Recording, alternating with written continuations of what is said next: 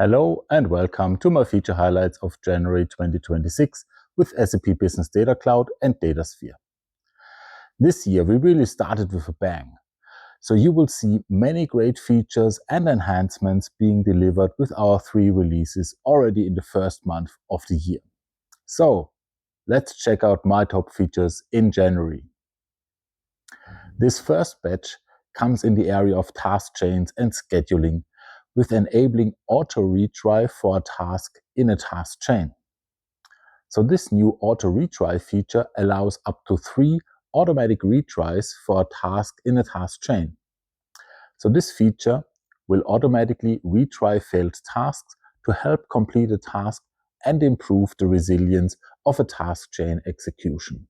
The second one in this area, task ports of tasks in a task chain. So you can now use these task ports to provide enhanced flexibility and error handling in task chains. The task ports allow you to control the flow of tasks based on the success or failure outcomes. So in addition, the new ignore error feature allows you to disregard the status of a specific task from the overall task chain execution status evaluation. So this feature is beneficial for maintaining workflow continuity, managing errors efficiently, and customizing task chain execution paths. The third one, technical user for scheduling. So you can now assign a technical user to a schedule of data integration tasks. So this allows you to minimize the number of users that manage schedules overall. Moreover, this avoids failed schedules and tasks related to expired consent and authorization. The fourth one, manage tasks with the REST API. So with this last enhancement, with the task chain this month, you can use a REST API to run tasks and retrieve task logs, or existing task log history without the command line interface. So check it out on the api.sap.com page for the API description. In addition, you can of course also use the new CLI command to get flexible and controlled log information. There are also new functions in the Analytic model. So for calculated and restricted measures, as well as for calculated and restricted structures, the new standard functions year-to-date, quarter-to-date, month-to-date, and grand total are now supported in the expression editor for these types of measures in the Analytic model. On the replication flow side, you can now reuse a target local table of an existing replication flow with or without delta capture enabled as a source table in another replication flow.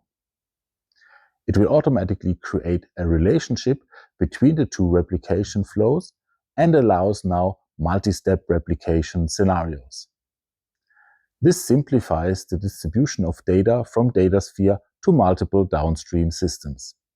The next one, parquet files. You can now replicate data stored in parquet files when using the cloud storage providers as a source of your replication flow. Supported providers are Amazon Simple Storage Service or S3, Google Cloud Storage, and Microsoft Azure Data Lake Generation 2. The next one, partitioning. The partitioning of tables with data is a long-awaited feature.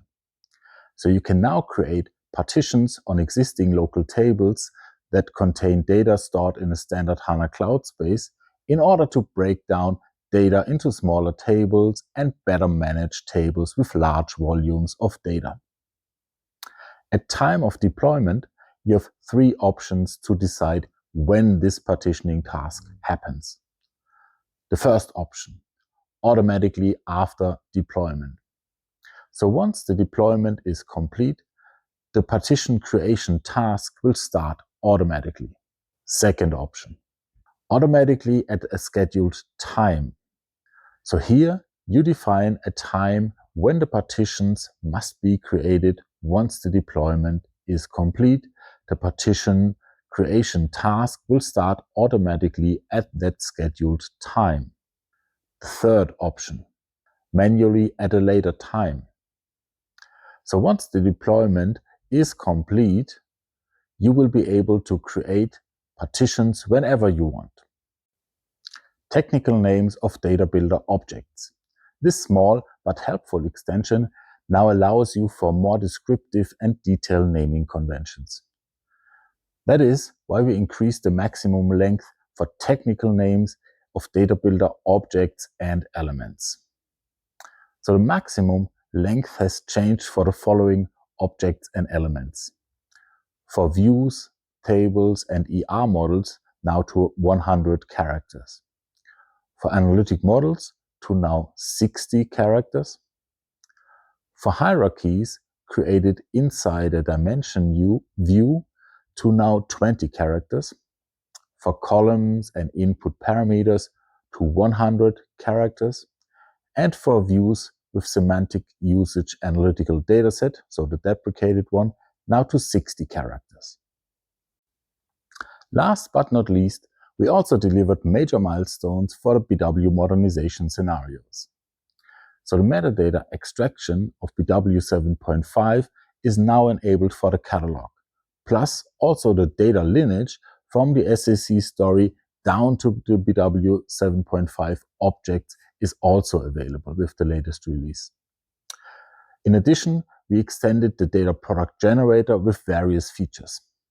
The first one, the introduction of the scenario generator with semantical import of BW 7.5 as well as BW 4 HANA info providers, including its dependencies with attributes and texts. The second, we also support now multiple targets with any Datasphere tenant and space with the data product generator of BW.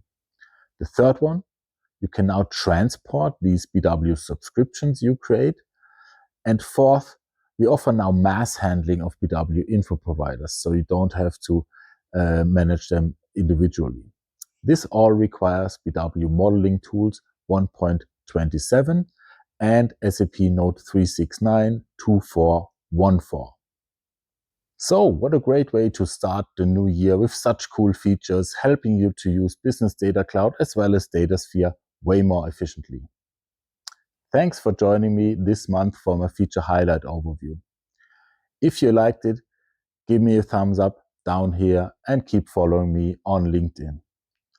Also, don't forget to subscribe to our YouTube channel to get the latest updates. Take care and see you soon.